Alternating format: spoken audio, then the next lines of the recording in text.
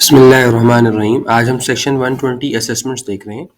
Where a taxpayer has furnished a complete return of income other than a revise return under sub section 6 of section 114 for a tax year ending on or after the first day of July 2002। इसका मतलब ये है कि first return की बात हो रही है इसमें, रिवाइज रिटर्न की बात नहीं हो रही। Number one. Number two, tax payer क्या करेगा? कंप्लीट रिटर्न जमा करेगा। और कंप्लीट रिटर्न के बारे में सेक्शन 114 में लिखा है कि उसमें रिटर्न भी हो, वेल्थ भी हो, 116 ए का स्टेटमेंट भी हो, जो भी मैंडेटरी रिक्वायरमेंट है कंप्लीट रिटर्न होने के लिए वो सारी उसमें मौजूद हों, और इस बात का तस्करा 114 में मौजूद है। तो कंप्लीट रिटर्न जमा कराएगा जब टैक्स पेयर, और वो रिवाइज नहीं होनी चाहिए, रिवाइज की बात नहीं हो रही। और ये बात कब के लिए आपने देखनी है? उन टैक्स ईयर्स के लिए जो ख़त्म हो रहे हों 1 जुलाई 2002 पे या इस तारीख के बाद। फॉर एग्जांपल अगर हम नॉर्मल टैक्स ईयर की बात करें तो नॉर्मल टैक्स ईयर तो इस पे कोई ख़त्म नहीं हो रहा होगा। नॉर्मल टैक्स ईयर तो ख़त्म हो रहा होगा 30 जून 2003 पे। तो हम ये कह सकते हैं कि 30 जून 2003 यानी टैक्स ईयर 3 के लिए ये बात एप्लीकेबल है। क्या बात? जो अब हम आगे मज़ीद पढ़ें। तो यहाँ से यहाँ तक के पैरा में ये बात कही गई है, आप रिटर्न जमा कराएंगे, ये फर्स्ट रिटर्न होनी चाहिए, ये रिवाइज रिटर्न नहीं होनी चाहिए, और ये कंप्लीट होनी चाहिए, और ये टैक्स ईयर 3 के लिए हुई फॉर एग्जांपल। तो क्या होगा आगे? आप जब ये एक्शन लेगा टैक्स पेयर तो क्या होगा? कमिश्नर तो इस रिटर्न जमा करने पे clause A, the commissioner shall be taken to have made an assessment of taxable income for that tax year and the tax due thereon. Commissioner को shall be taken to have made मतलब treated, deemed. Commissioner को ये treated किया जाएगा कि commissioner ने assessment कर ली है उस टैक्सेबल इनकम की और उस टैक्स की जो आपने अपनी रिटर्न में शो किया है। Clause B, the return shall be taken for all purpose of this ordinance to be an assessment order issued to the tax payer by the commissioner on the day the return was furnished. इसका मतलब ये है जिस दिन आपने return जमा कराई है। यहाँ पर भी ट्रीटेड, हम कहते हैं ना डीम्ड असेसमेंट है ये सेक्शन 120। यानी आप रिटर्न जमा कराते हैं, आपको एक एक्नॉलेजमेंट मिल जाती है जिसको हम 120 की डीम्ड असेसमेंट कहते हैं। तो ये देखिए यहाँ लिखा हुआ है कि कमिश्नर शैल बी टेकन, यहाँ पहले में भी लिखा कि कमिश्नर को ये समझा जाएगा कि उसने आपकी इनकम और टैक्स को भी असेस कर दिया, और यहाँ लिखा है कि रिटर्न को भी ये तसव्वुर किया जाएगा, ये एक असेसमेंट ऑर्डर है इस ऑर्डिनेंस में और कमिश्नर ने इसको इशू किया है। अगर 1 और 2 को मिला के पढ़े इसका मतलब ये है, जब आप फर्स्ट रिटर्न जमा कराएंगे तो उसमें जो बात आपने लिखी कमिश्नर उसको समझेगा कि आपने बहुत ईमानदारी और दयानतदारी से ये बातें लिखी हैं, और जो आपका वर्जन है आप ऐसा समझें कि मैंने इसको चेक कर लिया, इसको असेस कर लिया, बस ये बिल्कुल ठीक है, और आपकी तो रिटर्न थी। अब आप ये समझें कि ये असेसमेंट ऑर्डर हो गया, मैंने इसकी जांच पड़ताल भी कर ली। तो क्योंकि ऐसा वो करता तो नहीं है, लेकिन आपको एक अच्छा और ईमानदार टैक्स पेयर समझा जा रहा है, और आपकी एक बड़े हाई मॉरल ग्राउंड्स हैं, और इसीलिए आपकी रिटर्न को बहुत ज़्यादा वैल्यू की गई है, और ये कह दिया है लॉ में कि जो आप जमा कराएंगे बस उसी को हम असेसमेंट ऑर्डर कह देंगे, और उसी इनकम और उसी टैक्स को हम असेस कर लेंगे। तो इसी वजह से हम कहते हैं कि फ़र्स्ट रिटर्न जब हम जमा कराते हैं, आप आईआरएस में जब रिटर्न जमा कराते हैं तो थोड़ी देर बाद वो कंप्लीटेड टास्क में डिक्लेरेशन में तो जाती है एक कॉपी, और दूसरी कॉपी कंप्लीटेड टास्क में आप जाकर देखेंगे असेसमेंट में उसी रिटर्न की मन वन एज इट इज़ एक कॉपी जनरेट हो जाती है, और ऊपर लिखा होता है ऑर्डर अंडर सेक्शन 120, और आखिर में आप देखेंगे कमिश्नर की साइन वाइन स्टैम्प वगैरह आ जाती है कंप्यूटराइज कि जी ये for all purpose assessment order consider हो गया। तो यहाँ से लेकर यहाँ तक ये बात मुकम्मल हुई। आगे है प्रोविजो, 2 प्रोविजो दिए हैं, उसके बाद एक और प्रोविजो है, इसको देखते हैं। Provided that until the date specified under the fourth proviso of subsection 2A is notified, this subsection shall be enforced as if subsection 2A is not in operation। अभी हम आगे देखेंगे एक प्रोविजो है, देखें एक सब सेक्शन 2A आगे आ रहा है इसी सेक्शन में, और उसका एक फोर्थ प्रोविजो है वो भी हम देखेंगे। वहाँ पर अभी वो ऑपरेशन यहाँ लॉ में प्रोवाइडेड है, लेकिन इफ़ेक्टिवली जो कुछ सबसेक्शन 2A में लिखा है वो अभी एक्टिव नहीं है, प्रैक्टिकल मतलब प्रैक्टिस में नहीं है, रियल लाइफ में इसकी कोई एप्लीकेशन अभी नहीं है, लेकिन आगे जाके होनी है तो उसको लॉ में प्रोवाइड किया है। और ये कहा है कि जब दो सबसेक्शन 2A एक्टिव हो जाएगा तो फिर ये वाला जो सेक्शन अभी हमने ऊपर पढ़ा है डीम्ड रिटर्न वाला कॉन्सेप्ट, ये वैलिड नहीं रहेगा जो अभी हमने पढ़ा है। इसके वैलिडिटी का क्या तरीका है वो फिर आगे 2A एक्सप्लेन करेगा। बेसिकली थोड़ा ओवरव्यू ले लें ताकि समझ आ जाए। 2A के अंदर ये है कि एक कंप्यूटराइज सिस्टम है, एक सॉफ्टवेयर आईआरएस का है, एफबीआर का। जब आप रिटर्न जमा कराएंगे अभी तो वो फ़ौरन डीम्ड असेसमेंट हो जाता है 1 मिनट में, ऐसा नहीं होगा। वो एक सिस्टम में जाएगा, सिस्टम उसको चेक करेगा, चेक करने के बाद अगर कोई डेफिशिएंसी होगी आपसे मांगेगा, आप उसको पूरा करेंगे, फिर वो डीम्ड असेसमेंट कहलाएगा। लेकिन अभी ये चीज़ एक्टिव नहीं है, इस पे कोई नोटिफिकेशन कोई डेट वगैरह नहीं आई। लेकिन असल में ये बात भी बहुत अजीब सी है ना कि अगर आपका कोई भी सिस्टम चेक करेगा मेरी रिटर्न को तो फिर ये डीम्ड असेसमेंट कैसे हुई? तो शायद यही वजह है कि इनको इसको एक्टिवेट अभी नहीं किया है, वरना तो डीम्ड असेसमेंट का पूरा कॉन्सेप्ट ही हिल जाएगा। बहरहाल आगे चलते हैं। तो ये मैंने आपको बताया कि जब ये सबसेक्शन 2A आ जाएगा, एक्टिवेट हो जाएगा, तो फिर ये ऊपर वाला सबसेक्शन इस अंदाज से वर्केबल नहीं रहेगा। क्या होगा वो हमने अभी थोड़ा सा आपको खुलासा बता दिया कि एक सॉफ्टवेयर से चीज़ें चेक होने के बाद फिर वो डीम्ड असेसमेंट बना करेगी। Provided further that once the date under the fourth proviso of subsection 2A is notified, जब वो डेट आ जाएगी कि जी हाँ जी 2A एक्टिवेट हो गया है, तो clause A and B shall only apply when provision of subsection 2A if invoked are first complied. ये देखें वही बात है कि सबसेक्शन 2A के अंदर ये कहा जाएगा कि भाई आपने रिटर्न जमा कराई, अब 2A में आ गई, 2A के अंदर उसको चेक किया जाएगा, 2A में कोई डेफिशिएंसी है तो वो पूरी कराएंगे आप। उसके बाद अगर 2A इन्वोक हुआ, इन्वोक कैसे होगा, वो ऑटोमेटिक कंप्यूटर से नोटिस जाएगा जी आपने ये चीज़ गलत की या ये चीज़ सही की। अच्छा, आप उसकी कंप्लायंस करेंगे तो फिर ए और बी एक्टिवेट होंगे, ये वाले दो जो कि डीम्ड असेसमेंट वाले। यानी कि डीम्ड असेसमेंट भी कहना चाहता है लॉ और उसकी चेकिंग भी करना चाहता है, तो दोनों बिल्कुल एक दूसरे के कॉन्ट्ररी बातें हैं, लेकिन लिखा हुआ यहाँ इसी तरह से है। आगे चलते हैं। Provided further once compliance is made under the second proviso, यानी कि ये जो सेकंड प्रोविजो है ना ये वाला, इसके अगर अंदर कंप्लायंस पूरी कर दी, यानी जो रिटर्न की डेफिशिएंसी आपने पूरी कर दी, the adjusted amount under subsection 2A shall be construed to be the tax payable and due. यानी इसका मतलब है सबसेक्शन 2A में अगर कोई खराबी कन्फ्रंट कराई टैक्स पेयर को और वो खराबी को सेट कर दिया गया, तो अब ये जो एडजस्टेड अमाउंट होगा टैक्स, वो वही एक्चुअल में लिया जाएगा क्लॉज ए के लिए। और the date of compliance under 2A shall be the date for the purpose of clause B. अच्छा, अब पहले बी में क्या कहा था, अब जिस तारीख को रिटर्न आप जमा कराते हैं वो ली जाती है, उस दिन ऑर्डर इशू कर दिया जाता है। फॉर एग्जांपल आपने रिटर्न आज जमा कराई तो आज ही की डेट में डीम्ड असेसमेंट ऑर्डर की डेट कंसीडर की जाएगी। और यहाँ ये कहा जा रहा है कि जिस तारीख को आप 2A की कंप्लायंस करेंगे बी के लिए, यानी असेसमेंट डीम्ड असेसमेंट के लिए, उस डेट को कंसीडर किया जाएगा। तो अब तक के जो खुलासा है मैं आपको बता देता हूँ एक दफ़ा। मतलब ये है, सबसे पहले शुरू हुआ, लॉ ने ये कहा कि टैक्स पेयर आप जो भी रिटर्न जमा कराएंगे उसमें जो टैक्सेबल इनकम और जो टैक्स आप तहरीर करेंगे हम उसको मान लेंगे। आप ये समझें कमिश्नर ने उसी को असेस कर लिया और उस पर एक असेसमेंट ऑर्डर आपको इशू कर दिया, उसको कहेंगे 120 का असेसमेंट ऑर्डर। लेकिन फिर प्रोविजो इन्होंने दिया कि हमने एक और सबसेक्शन 2A इंसर्ट किया है, जो भी हम आगे देखेंगे।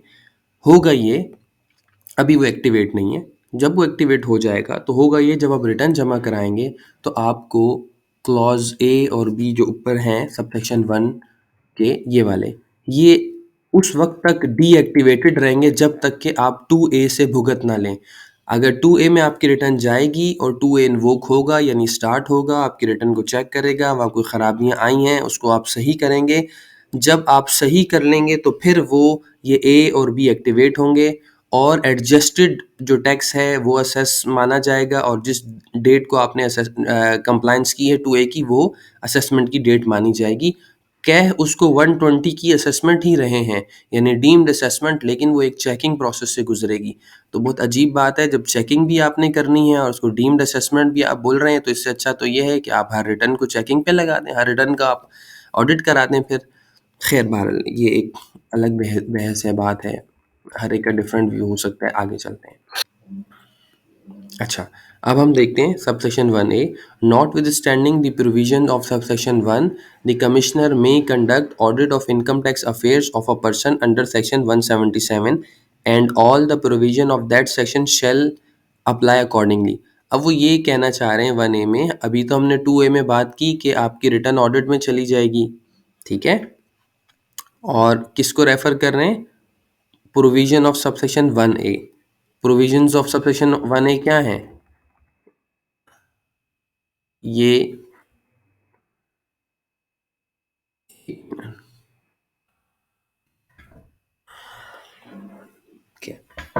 ओके, अब हम देखते हैं। अच्छा, section subsection 1A, notwithstanding the provision of subsection 1, यानी जो अभी आपने ऊपर पूरा सबसेक्शन 1 पढ़ा, जिसकी मैंने आपको समरी बताई, वहाँ कुछ भी लिखा हुआ हो, the commissioner may conduct audit of income tax affairs of a person under section 177 and all the provisions of that section shall apply accordingly।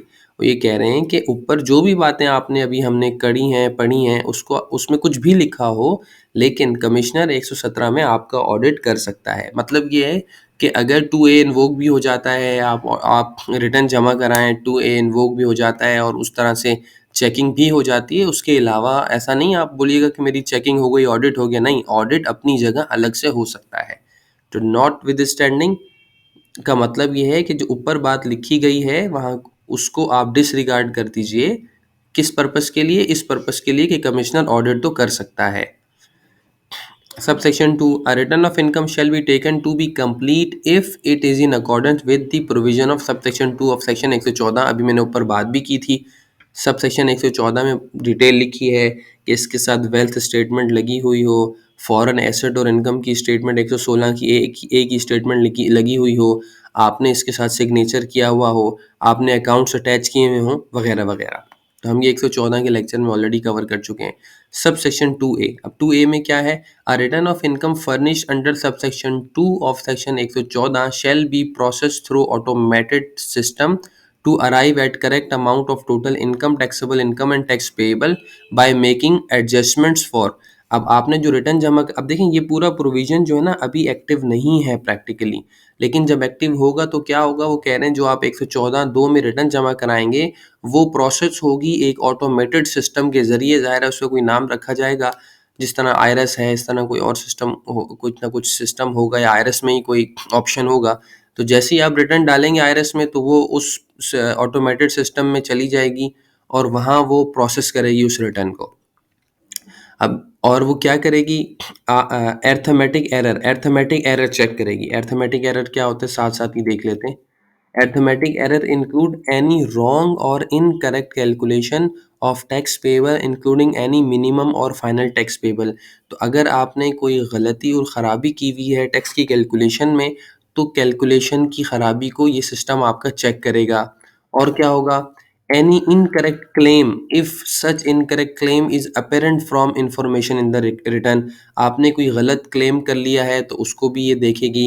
Disallowance of any losses, deductible allowances और tax credit under. अब आपके जो losses हैं, अगर आपने सही claim किए हैं या नहीं, उसको भी चेक करेगी। डिडक्टेबल अलाउंसेस, WWF, ज़कात, इस सबको भी चेक करेगी। टैक्स क्रेडिट जो आपने टैक्स क्लेम किए हैं, क्या वो सही क्लेम किए नहीं, उसको भी चेक करेगी। Disallowance of carried forward of any losses, इसको भी चेक करेगी। खुलासा ये है कि आपने अपनी रिटर्न में जो भी टैक्सेस क्लेम किए हैं, लॉसेस क्लेम किए हैं, इसके अलावा टैक्स क्रेडिट्स वर्कआउट किए हैं आपने, उन तमाम की एक स्क्रूटनी हो जाएगी। सिस्टम बेस्ड चेकिंग है बेसिकली ये। Provided that no such adjustment shall be made unless a system generated notice is given to the taxpayer specifying the adjustments intended to be made। जिस तरह से होता है ना 122 की ऑडिट, 177 में ऑडिट की प्रोसीडिंग होती है, 122(5)(6) हो रहा होता है, 122(9) में आपको शो कॉज होता है ना, कमिश्नर कहता है मैं ये आपकी असेसमेंट में चेंजेस करना जा रहा हूँ, या मैं आपको ये टैक्स लगाने जा रहा हूँ, आप अपॉर्चुनिटी, ये बेसिकली 122(9) वाले नोटिस को ही समझ लें। उसी तरह का आपको एक नोटिस कंप्यूटर बेस होगा बस, लेकिन कमिश्नर नहीं दे रहा होगा, सिस्टम जनरेटेड होगा। ये 122(9) का नहीं है, लेकिन नोटिस तो आपको देगा, हेडिंग आएगी कि भाई 2A में नोटिस आया है, लेकिन मतलब वैसे ही समझ लें इसको जैसे कि 122(9) में अपॉर्चुनिटी ऑफ बीइंग हर्ड आपको नोटिस दिया जाता है। जैसे कि हमने 121 के सेक्शन में बात की, या 122 में हमने बात की, उस तरह का एक नोटिस दिया जाएगा। खुलासा ये कि आपको सिस्टम से एक नोटिस दिया जाएगा कि भाई ये सिस्टम कहेगा कि मैं ये एडजस्टमेंट्स करने जा रहा हूँ, आप बता दीजिए क्या करना चाहिए, आपकी कोई जस्टिफिकेशन है तो दे दीजिए। Provided further that the response received from the taxpayer, if any, shall be considered by making any adjustments, and in case where no response is received within 30 days, तो देखें 30 दिन का टाइम है, of issuance of such notice, adjustment shall be made। तो अगर अब वो ये कह रहे हैं कि आप जो भी एडजस्टमेंट्स करेंगे टैक्स पेयर के रिस्पॉन्स को कंसीडर करते हुए कीजिएगा। जिन पॉइंट्स पे आप मुत्तफिक हैं तो उनको छोड़ दीजिए, जिन पे डिसएग्री करते हैं उस पर एडजस्टमेंट कर दीजिए, और 30 दिन तक आप टाइम देंगे टैक्स पेयर को, और 30 दिन तक जवाब नहीं आया तो आप एडजस्टमेंट कर दीजिएगा। अच्छा, provided also that where no such adjustment have been made within 6 month of filing of return. अब आप ये देखें, ये जो 2A का प्रोसेस है ना, रिटर्न चेकिंग का प्रोसेस कितना है, 6 महीने का टाइम है। The amount specified in the return as declared by the tax payer shall be deemed to have been taken as adjusted amounts on the day of return was filed, and the return shall be intimated automatically through IRIS। तो मतलब ये कह रहे हैं कि भाई आपने return जमा कराई, कोई गलती भी 2A में जो ऑटोमेटेड सिस्टम है उसने नहीं पकड़ी, तो फिर अब ये समझा जाएगा, और इसका पीरियड क्या है, 6 महीने कंप्यूटर को अलाउड है, सिस्टम को अलाउड है। अब ये समझा जाएगा कि जो रिटर्न वर्जन टैक्स पेयर ने दिया वो सही है, ठीक है, और ये आपको IRS के जरिए इंटीमेट किया जाएगा, ज़ाहिर है आपके कंप्लीट टास्क में आ जाएगा। Provided also that provision of this subsection shall apply, ये देखें इसकी बात ऊपर हुई थी कि ये अप्लाई उस तारीख से होगा जब FBR इसको अनाउंस करेगा। अभी तक ये अनाउंसमेंट नहीं हुई, इसलिए ये इनएक्टिव है। आगे आ जाइए, subsection 3, where the return of income furnish is not complete the commissioner shall issue a notice. अब देखें 2A वाली स्टोरी खत्म हो गई, अब आप आ जाएं सेक्शन 114 की रिधम में आ जाएं। यूं आ जाएं कि आपने रिटर्न जमा कराई थी और असेसमेंट ऑर्डर इशू होता है। अब हुआ ये कि आपने रिटर्न जमा कराई, उसमें कुछ खराबियां आई, अब 2A वाली कहानी खत्म हो गई है। अब ये कमिश्नर की और आपकी बातचीत शुरू हो गई। Where the return of income furnish is not completed, return complete नहीं थी 114(2) के मुताबिक, commissioner shall issue a notice to the tax payer informing him of the deficiencies, उसको बताया कि भाई ये या इसके अंदर खराबियां हैं, या पूरी करें, and directing him to provide such information particular, और वो ये कहेगा जी रिटर्न में ये डेफिशिएंसीज है, बराए मेहरबानी पूरी करते हैं। आजकल इसकी बहुत अच्छी एग्जांपल है 7E का फॉर्म। आप रिटर्न जमा कराते हैं, 7E का फॉर्म नहीं भरते, तो आपको 120(3) में नोटिस आ जाता है कि जी आपने रिटर्न तो जमा कराई है लेकिन इसके अंदर डेफिशिएंसी है, आप बराए मेहरबानी इसको पूरा कर दीजिए, ठीक है। और डेट उसमें दे दी जाती है कि जिस डेट, जो डेट एज स्पेसिफाई, इसमें कोई डेट यहाँ प्रोवाइडेड नहीं है, बट जो भी कमिश्नर आपको डेट देगा उसके अंदर आपको डेफिशिएंसीज को पूरा करना पड़ेगा। अच्छा, subsection 3, where a tax payer fails to fully comply by the due date, अगर आपने ड्यू डेट पे कंप्लाई नहीं किया सबसेक्शन 3 में कमिश्नर की नोटिस को, तो क्या होगा, the return furnish shall be treated as, अब ये आपकी इनवैलिड रिटर्न ट्रीट की जाएगी। आपने रिटर्न जमा कराई, आपको नोटिस आया कि जी आप ये डेफिशिएंसीज रिमूव करवाएं, आपने उसको, उस नोटिस को हल्का लिया और कुछ नहीं किया, तो आपकी पूरी रिटर्न इनवैलिड समझी जाएगी, मतलब जैसे कि आपने जमा ही नहीं कराई। Subsection 5, where in response to a notice the taxpayer has by the due date fully complied, मतलब ये कि उन्होंने सबसेक्शन 3 में नोटिस किया था और आपसे कुछ डेफिशिएंसीज पूरी करने को कहा था, और आपने वो डेफिशिएंसीज पूरी कर दी, तो बस ठीक है। उस तो उसको जब जिस डेट को आपने वो डेफिशिएंसीज पूरी कर दी, वो डीम्ड अच्छा पढ़ लेते हैं बल्कि, where in response to a notice the tax payer has by the due date fully complied with the requirements of notice, the return furnish shall be treated to be complete on the date it was furnish, तो जिस तारीख को आपने सारे documents पूरे कर दिए उस तारीख से वो रिटर्न कंप्लीट तस्वुर की जाएगी। मतलब ऐसा नहीं है कि वो आपकी, अगर आपने 7E को भर के दे दिया तो बस अब आपकी रिटर्न वैलिड हो जाएगी, सेमिनी इसलिए मिसाल दे रहा हूँ कि आजकल बहुत ज़्यादा ये इन है ये बात, अदरवाइज़ तो कोई भी कमी हो सकती है। आप लिमिटेड कंपनी, आपने रिटर्न अटैच नहीं की, अकाउंट्स अटैच नहीं किया, आपसे अकाउंट्स की डिटेल वो माँग सकते हैं कि जी आपने अकाउंट्स तो अटैच नहीं किए, बराए मेहरबानी अकाउंट अटैच करें। आप अकाउंट अटैच करेंगे, तो जिस दिन को आप अकाउंट अटैच करेंगे, उस दिन आपकी रिटर्न कंप्लीटेड मानी जाएगी। और अकॉर्डिंगली इससे क्या होगा, अकॉर्डिंगली जो सब सेक्शन 1 के जो डीम्ड असेसमेंट के प्रोविजंस हैं वो एप्लीकेबल हो जाएंगे, और जिस दिन आप डेफिशिएंसी पूरी कर देंगे, फिर उस दिन आपका डीम्ड असेसमेंट ऑर्डर 120 का माना जाएगा। No notice under subsection 3 shall be issued after expiry of 180 days from the end of financial year in which return was furnished. For example, 23 की रिटर्न आपने 24 में फर्निश करते हैं ना आप लोग, डायरेक्ट 30 जून 2023 की रिटर्न है और सितंबर 24 में आती है, तो ज़ाहिर है टैक्स ईयर 24 में आप जमा कराते हैं। तो टैक्स ईयर 24 से आगे कितना, 180 दिन के अंदर आपको 180 दिन कहाँ से काउंट करने, from the end of financial year in which return was furnished. तो रिटर्न तो नेक्स्ट टैक्स ईयर में जमा हो रही होती है, नेक्स्ट फाइनेंशियल ईयर में जमा होती है, तो उससे आगे 180 दिन के अंदर अंदर ये नोटिस इशू हो सकता है। And the provision of subsection 1 shall apply accordingly. तो 1 तो ज़ाहिर है अप्लाई होना ही है। जैसे रिटर्न में थोड़ी सी चेंजेस आएगी, ओरिजिनल रिटर्न में कोई डेफिशिएंसी है, तो ज़ाहिर है वो डीम्ड असेसमेंट वाली डेट्स आपकी चेंज हो जाएंगी। पर जब आप डेफिशिएंसी पूरी करेंगे, उस डेट को वो डीम्ड असेसमेंट ऑर्डर माना जाएगा। अच्छा, ऊपर जो हमने देखा था ना अरिथमेटिक एरर क्या होते हैं और इनएक्यूरेट क्लेम क्या होते हैं, उन्हीं को डिटेल में थोड़ा सा यहाँ मजीद बताया गया, हम देख लेते हैं थोड़ा सा है।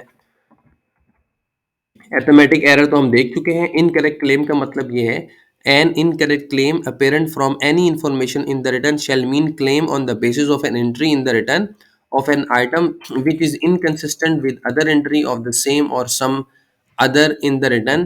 कोई inconsistency है regarding any tax payment which is not, कोई टैक्स ऐसा है जो वेरीफाई नहीं हो पा रहा।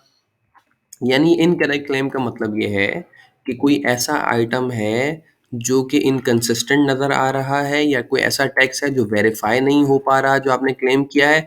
और in respect of deduction, where deduction exceed specified statutory limit, आप मिसाल के तौर पर डोनेशन 30% ऑफ टैक्सेबल इनकम आप क्लेम कर सकते हैं, आपने ज़्यादा कर ली है और सिस्टम ने किसी वजह से अलाउ कर दिया वगैरह वगैरह। तो ये मतलब इसका इस सब का खुलासा यही है कि जो आप रिटर्न जमा करते हैं, 2A उसके अंदर चेकिंग करेगा, उसकी कैलकुलेशंस को, उसके सम को, आपकी डिडक्टेबल अलाउंसेस को, उसके टैक्स को वेरीफाई करेगा। तो एक बहुत ही ज़ाहिर है ये इस किस्म का सिस्टम बताया जा रहा है, बहुत ज़्यादा वेल इंटीग्रेटेड सॉफ्टवेयर होगा और इसके अंदर बहुत सारी ज़ाहिर है बहुत सारे इसमें वेरिएबल्स कोडिंग्स होंगी जो कि आपके रिटर्न के एक एक चीज़ को चेक कर लेंगी।